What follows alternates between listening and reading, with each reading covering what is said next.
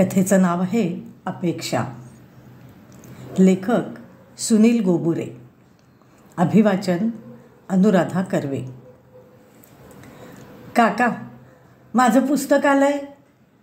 त्या 10 वर्षाच्या पोरानं टाचा उंचावत दुकानाच्या काउंटरवरून आत पाहत दुकानदार आप्पांना विचारलं, तुझं रे कोणतं पुस्तक बाळा?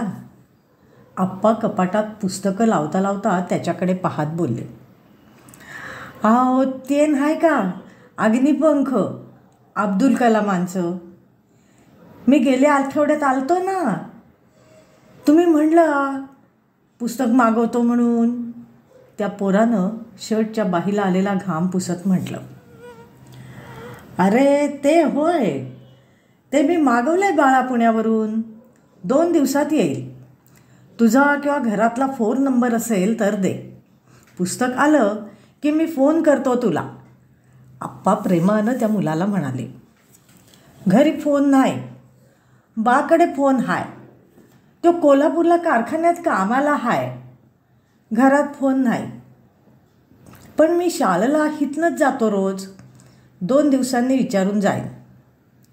असं होय, चालेल चालेल, आप्पा हसत म्हणाले. 10 वर्षाच्या मुलाची बोलण्याची धिटाई पाहून त्यांना कौतुक वाटलं. तो मुलगा निघाला आणि परत काही आठवून वळून माघारी आला. काका, होय रे बाळा, ते पुस्तकाची किंमत काय असन? त्या मुलानं चाचरत विचारलं. किंमत? काका विचार करत बोलले, अरे असेल की 200 रुपये. 200 रुपये असं म्हणत मुलाचा चेहरा पडला. ते लक्षात येऊन आप्पांनी मुलाला विचारलं, का रे, काय झालं? नाही, माझ्याकडं साठवलेलं पैकं 100 रुपयेच आहे ती. अजून पैकं साठवायला लागतील.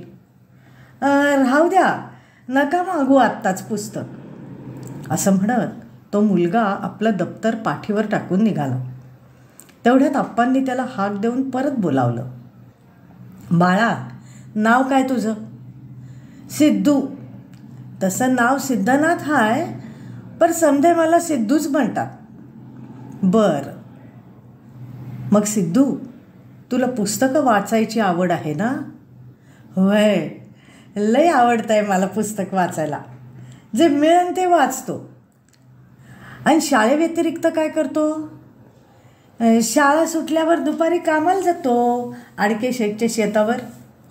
असं, मग खेळायला कधी जातो? नाही, वेळच मिळत नाही. सांच्याला शाळेचा अभ्यास असतोय. धाकट्या बहिणीचा अभ्यास घेतोय. मग खेळायला कुठं जाणार?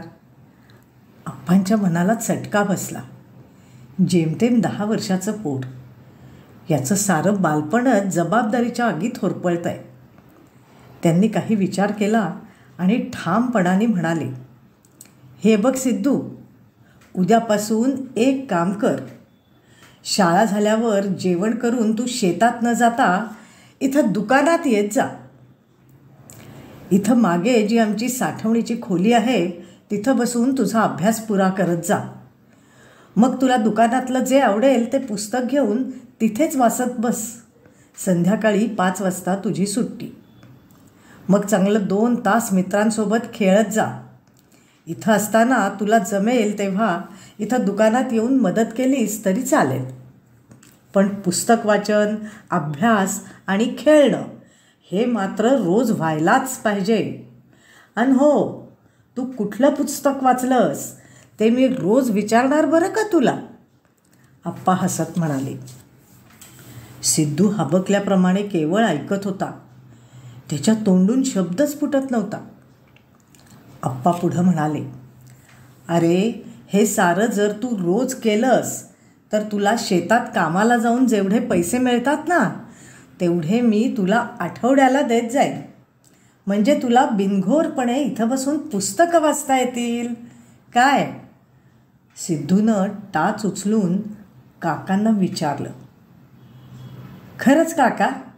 नाही, चेष्टा करताय ना तुम्ही माझी? नाही रे बाळा, तुझी चेष्टा केली ना तर तो फोटोतला गणपती बाप्पा मला माफ करणार नाही. आप्पा हसत म्हणाले, मग येशील ना उद्यापासून? तोंडून शब्द फुटत नसल्यामुळे सिद्धूनं मानेनच त्यांना होकार दिला आणि काहीही न बोलता तिथून पळत सुटला. डोळ्यात आसू आणि ओठी हसू घेऊन. इतके दिवस एका पुस्तकासाठी त्यांनी एवढी मरमर केली होती, पण आज त्याला पुस्तकांच्या अलिबाबाची गुहा सापडली होती. यापेक्षा जास्त सुखाची, आनंदाची त्याने आयुष्यात कधी अपेक्षाच केली नव्हती.